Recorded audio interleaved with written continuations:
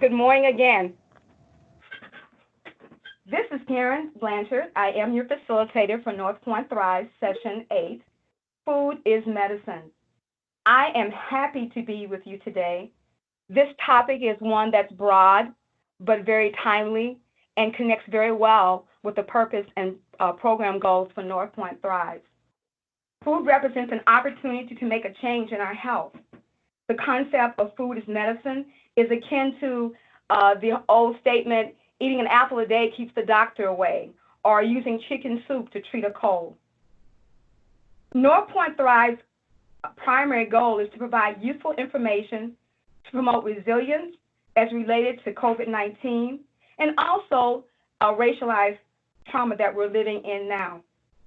As we continue working, living, helping, supporting in this pandemic environment, we are challenged to focus on self-care. Take care of you so you can take care of others. Let's build on resiliency. Resiliency, that ability to bounce back from those challenges, to rise up and realize there's great opportunity for us to stay prepared and ready to do what we need to do. So the strategy, we are now on slide 3.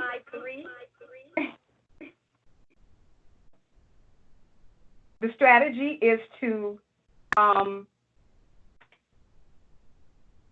catching up the slides, there we are, is to have healthy and adequate nutrition. The outcome, food may help manage stress and increase performance. I put the word may in there because we can do things differently that will affect that outcome. And hopefully today, as we look at this, I can help you along the way on your path to building resiliency with healthy and adequate nutrition. We sometimes think a lot of work is involved with food and planning. And I want us to look at this from the standpoint of questions that we might ask ourselves. Why do I eat?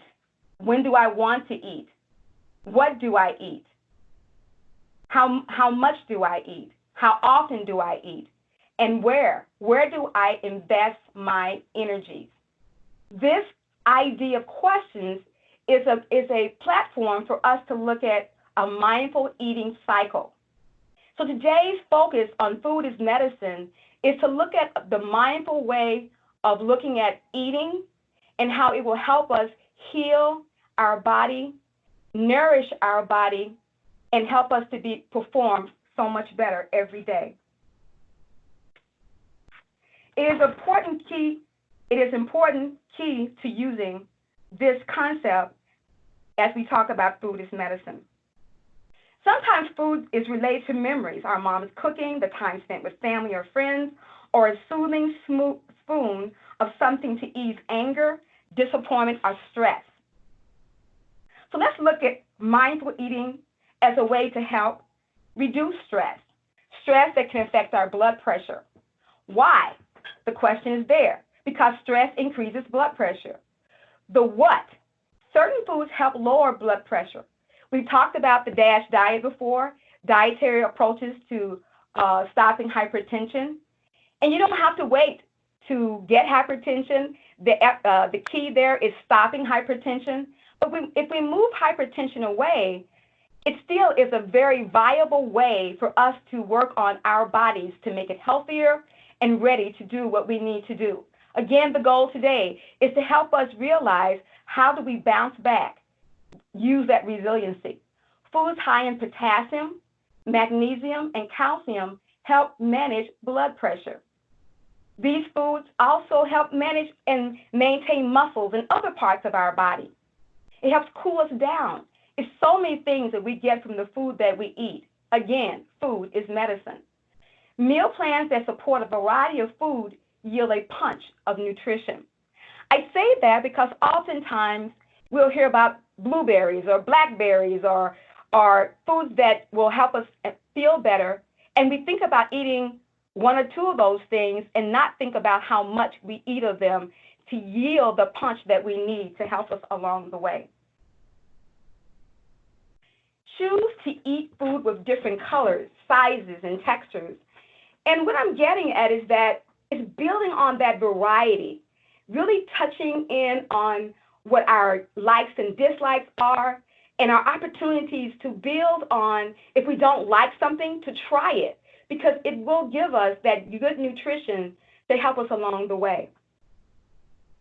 Consider these foods, such as grains. When we think of grains, we think of rice.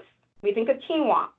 Well, sometimes we may add more to the rice to take away the nutritional punch that we get. But if we just look at the rice as a portion, brown rice, white rice, wild rice, different kinds of rice, quinoa, whatever, it's going to build and help us with our blood pressure by protecting the walls of our arteries, and much, much more. Fruits and vegetables, they have stabilized our blood pressure. It says here that about 400 grams daily is what you need. You may not think about what 4 grams is, but I want to point out to you that portions do matter. Generally speaking, we talk about either half cup to 1 cup portions as a way to start out that portioning process. Definitely, we're not looking at a half a plate of grains, but yet we are looking at a half of a plate of fruits and vegetables. Broccoli, wow, such a universal vegetable that yields so many different things that will help us in our daily quest to be nutritious. It's rich in potassium, vitamin C, calcium, and magnesium. Bananas, we hear about bananas all the time, and the potassium that we get from it. White beans, Swiss chard, kale, and avocado are rich in potassium. Consider other additional foods, and then combinations of foods. Remember, I talked about sometimes we think about just one food giving us what we need and not thinking about the portion. Well, also think about the combinations of food. For example, fiber and high-protein foods work together to decrease the risk of high blood pressure. Dark chocolate. Who doesn't like some chocolate? Most of us think about milk chocolate, but dark chocolate has antioxidants that help us too with our blood pressure. Spices, basil, cinnamon, ginger, turmeric are just a few of those spices that will help us with our quest. My goal this summer was to grow some basil and other herbs and start making pesto, because if we think about the Mediterranean diet, we think about olive oil. And olive oil and those pests and the herbs and stuff and other ingredients work together to make that pesto that I can put in some cooked noodles, that I could put on some bread to munch as a snack. All of those things create that variety and that taste that we're looking for to help us along our way.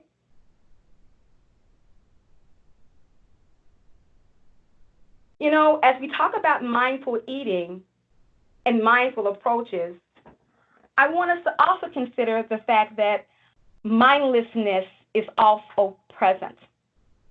And what I've done is I put together some ways that we can build resiliency by managing our actions or your actions and the environment in which we eat. Sometimes we're limited in space because of what we're doing and where we are. I think about the break room, and sometimes, you know, it's important for us to think about it's not just a place to come and sit and nibble and eat, but it's also a time for us to sit and be quiet and take that pause with ourselves. So we need to create that environment so there's not mindlessness, but more mindfulness in how we approach that. Because we can pick out the right foods, we can get the right amount of foods, we can think about how it will help us, but if we don't approach it from the standpoint that how we're doing it in that environment and the behaviors toward that food, we're missing out on a great deal. So let's walk through a couple of helpful tips. Always try to sit at a table to eat. Sometimes we may not have a table. Maybe we're sitting at our desk. If that's the case, I have learned, move away from the computer. Find another area in your workspace that you can create a space to eat. When we're eating, our senses are flowing too. Smell, sight, all of these things are contributing to the eating experience. And so I invite you to try to do that. Sit down and not stand up. Find that space for you. Take a pause. The next tip, before you sit, clear any clutter that may be on the table or in the area in which you're eating.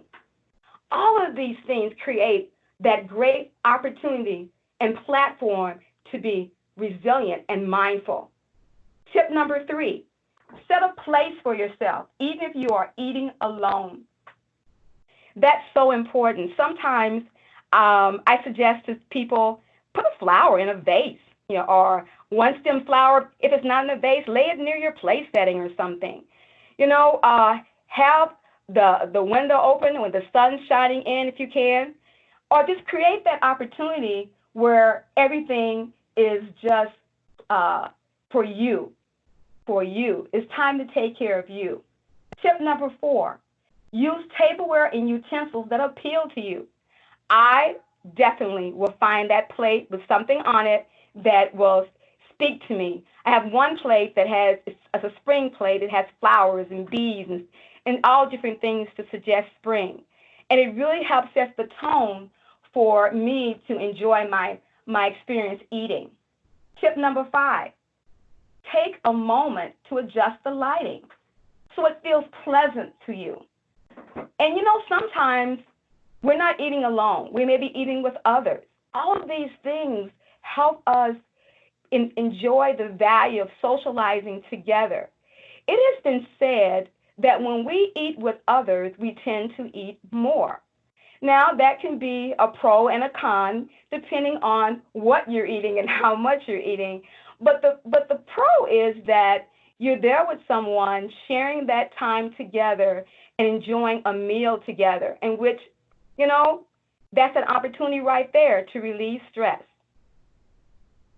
Tip number 6, consider playing some soft, relaxing music when you eat.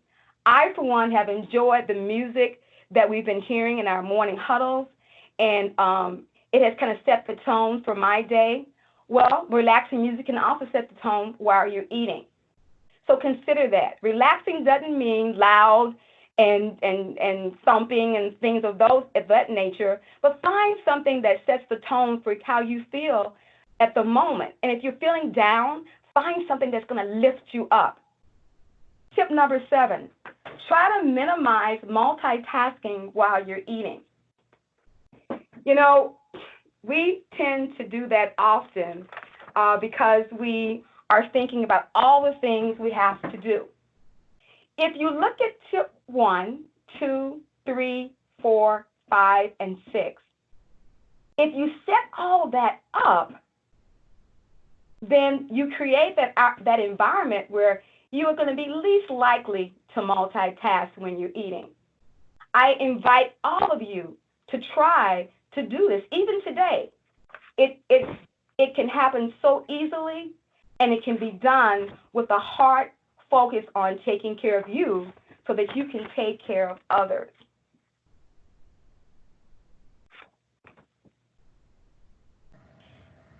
While we continue with NorthPoint Thrives, I want to remind you of the upcoming topics: mindful movements, what thinking got to do with it, grief and loss, on the lighter side of things, finding meaning and purpose.